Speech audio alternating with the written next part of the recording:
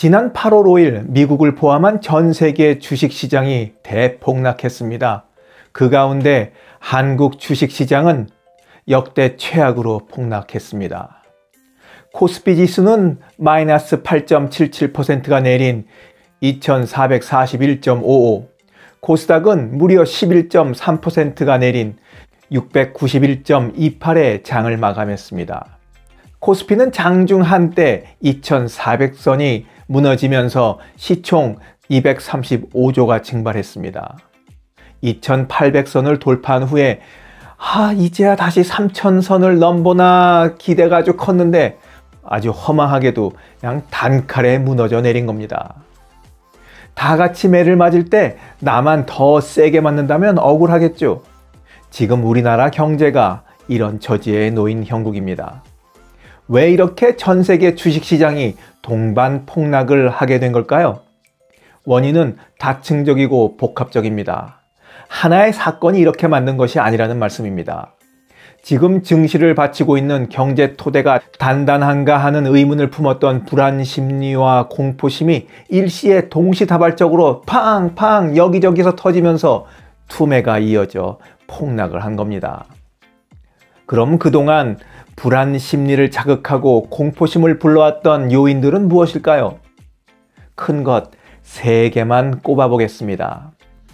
첫 번째 요인은 지난주 금요일 미국 고용지표가 예상보다 더 나쁘게 나오면서 드디어 미국 경제가 침체로 진입했구나 하는 우려의 불이 확 붙은 겁니다. 그동안 정말 괜찮나 불안했었는데 기대보다 낮은 고용률에 화들짝 놀라면서 사람들이 그냥 공포심에 주식을 내다 판 겁니다. 두 번째 요인은 엔캐리 트레이드 청산입니다. 엔캐리 트레이드 많이 들어보셨죠? 엔캐리 트레이드란 마이너스 금리의 싼 엔화를 빌려와서 더 높은 수익을 얻을 수 있는 고금리 통화나 해외 자산에 투자하거나 혹은 해외 주식을 매입하는 것을 말합니다. 생각해 보세요. 금리가 마이너스예요. 그러면 그 돈을 꼬아서 하다못해 우리 통장에 넣어도 이자가 붙지 않겠습니까? 이런 자금만 세계적으로 20조 달러, 그러니까 우리 돈으로 약 2경 6,700조 원으로 추산됩니다. 어마어마한 자금이 나간 겁니다. 그러다가 지난달 말 엔캐리 트레이드의 균열이 생기게 됩니다. 7월 31일 일본은행이 기준금리를 인상하고 국채 매입량을 점진적으로 감축하면서 엔화 강세가 지속됐거든요. 문제는 엔화의 가치가 오르면 엔캐리 트레이드의 수익률이 감소한다는 데 있습니다. 그리고 금리가 올랐으니 더 이상 엔화를 싸게 빌릴 수도 없습니다. 이 때문에 시장에서는 해외 자산을 처분하고 엔화를 되갚는 엔캐리 트레이드 청산 움직임이 본격화됩니다. 자금이 대거 시장에서 빠져나가기 시작한 겁니다. 당연히 주식에 투자했던 자금도 회수하기 위해서 대량 매도가 이루어진 거죠. 이게 주가 폭락으로 이어진 겁니다. 세 번째 요인은 그동안 주식 호황을 쭉 이끌었던 것이 있었는데 그게 바로 AI, 인공지능 수혜주들입니다. 근데 이것들이 하락을 했어요, 글쎄. 엔비디아 주식을 한 2016년쯤에 샀다면 지금은 재벌이 되어 있을까라는 말이 있을 정도로 하늘 높은 줄 계속 올라가고 있었는데 엔비디아도 글쎄 대폭락할 때 15%까지 떨어지고 말았습니다. 새 AI 칩 설계 결함으로 인한 출시 연기와 미국에서 반독점법 위반 혐의에 대한 조사 중이라는 소식이 전해지면서입니다. 게다가 엔비디아와 함께 올랐던 AI 관련 회사 주식들이 변변한 실적이 없다는 것도 시장에 실망을 주기 시작했습니다. 인공지능 그냥 말만 많았지 실제로 이걸 가지고 돈을 버는 곳은 없던 겁니다. 이러다가 메타버스 꼴 나는 건 아닌가 하는 사람들의 의심의 눈초리가 점점 사나워지죠. 그러면서 인공지능 수혜주들이 떨어지기 시작한 겁니다.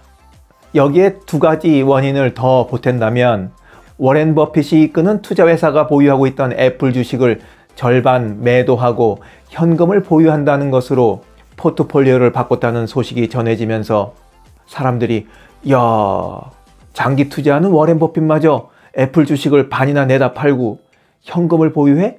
이거 정말 대세 하락이 오는 게 아니야? 침체가 오는 건가? 그럼 우리도 팔아야지.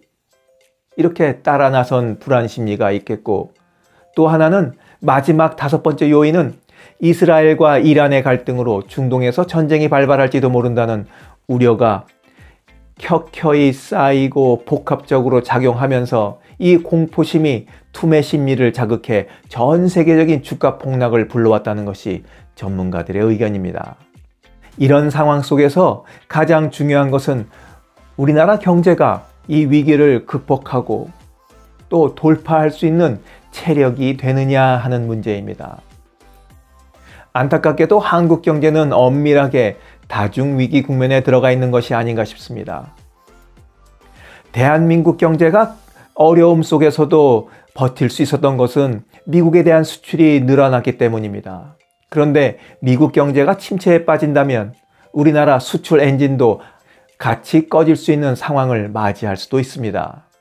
두 번째 위기는 세수 결손 때문에 재정적으로 쓸 수 있는 카드가 별로 없다는 겁니다.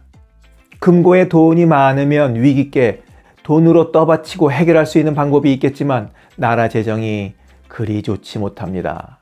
그동안에 여기저기에 세금 감면 많이 해줬죠. 그래서 지금 재정이 어려운 겁니다.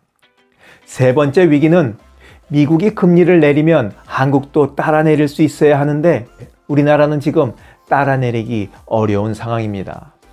금리를 내리면 지금 불타오르기 시작한 부동산 시장에 기름을 붓는 격이 되기 때문입니다. 그동안 스트레스 DSR도 연기하고 각종 대출 상품으로 부동산 시장에 불을 붙인 것은 정부입니다. 그럼에도 7월 말에 윤 대통령은 최근 수도권을 중심으로 한 아파트 가격 상승과 관련해서 투기적 수요를 엄단하라며 대책 마련을 지시했으니 정부도 최근 상황을 심각하게 보고 있다는 뜻이겠습니다. 이런 와중에 금리를 내리기란 정말 힘들지 않을까 싶습니다. 대한민국 경제를 둘러싼 사방 모든 면이 지뢰밭으로 둘러싸인 형국입니다. 오늘은 이번 주 초에 일어났던 전 세계적인 주가 폭락과 한국 경제의 위기에 대해 알아봤습니다. 가뜩이나 내수 침체로 어려운 대한민국 경제가 이 국면을 지혜롭게 잘 벗어나기 바라면서 오늘 이야기 마치겠습니다. 지금까지 원더풀 인생 후반전이었습니다. 감사합니다.